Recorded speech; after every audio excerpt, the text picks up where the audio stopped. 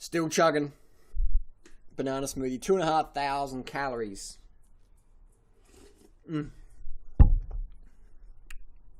Creamy fruit goodness. I'm a young man. I've got a great girlfriend I really like. Very attracted to, physically, mentally. Sadly, I have a problem. We've only had sex a few times, and she's up for it, I'm up for it, but sometimes I can't get the banana up. It's either all or nothing. When we go at it, I'm good for a long time, but when I lose my focus, it won't come back up, and I get really stressed and insecure and anxious, and that makes it worse. Awesome, you make the connection. And no amount of excitement seems to change it. I don't know what to do. I'm still very young, fit, good looking, and never had the problem before. I never thought I would.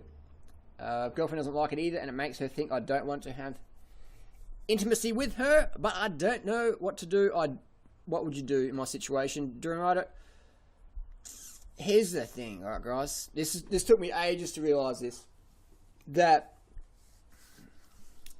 when you're stressed, right? The biggest what's the word I can use on YouTube safely?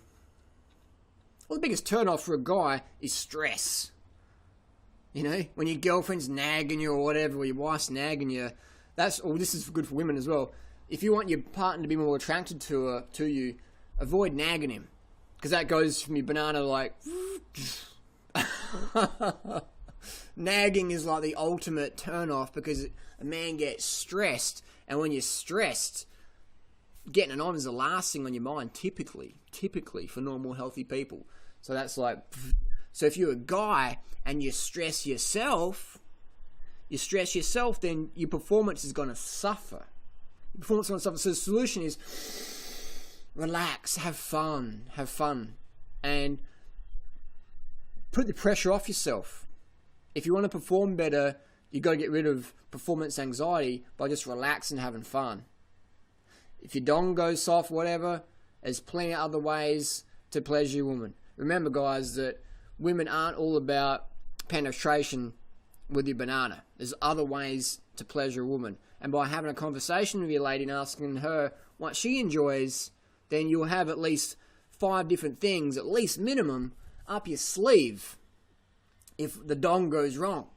And then what you'll find as you get more into the moment and starting to have fun, all of a sudden, zzz, the banana farm is back in action. So it's all about having fun and relaxing. And it's totally normal and healthy to have a performance anxiety issue for a bit. But all it is, it's only an issue until you acknowledge it and then go, oh, this is okay. So that was one of the biggest tips. Once I learned it's okay to have varying levels of firmness, then you can relax. And when you can relax, you can breathe better, everything works better. Same in cycling. It's okay to get dropped off the back of the bunch a little bit. But if you start panicking, your breathing gets fucked up and you can't get back on. You just like, and you start hyperventilating and you're fucked. So when cycling, it's okay to drift off the back of the bunch a bit. Doesn't mean you're going to go all the way back. You might, but it doesn't mean you always will. But a lot of guys, as soon as they lose the wheel, they just give up and they just push.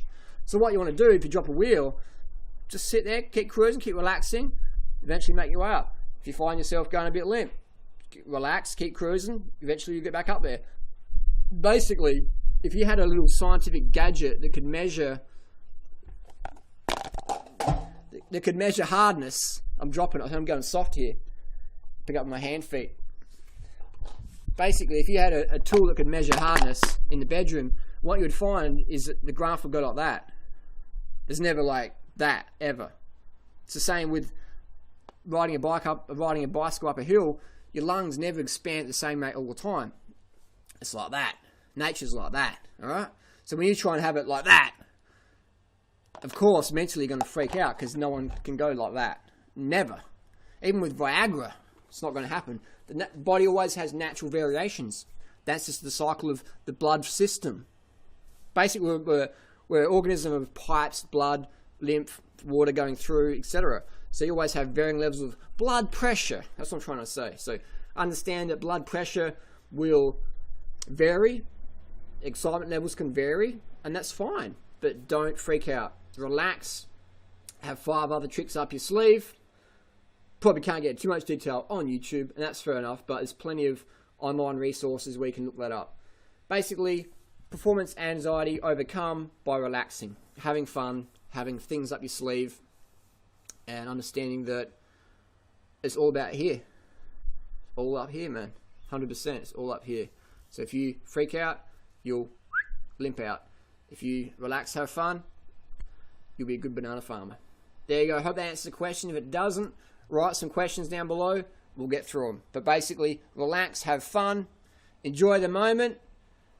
Maybe get a vasectomy if you don't have kids. That's another story. But for me, that was a big one. When I had a vasectomy, wow, my sexual performance just went up, because I realized I was always like just worried about getting someone pregnant, that it took away from a lot of my sexual enjoyment. But once that wasn't a factor anymore after I had a vasectomy, it actually probably took me a few years to work it out. Just incredible. So probably 2007 is when I really started to like relax and really perform better. But I reckon 2007 was when I really started performing well off the bike, so to speak. So there you go. All in the head. Relax, have fun. Done.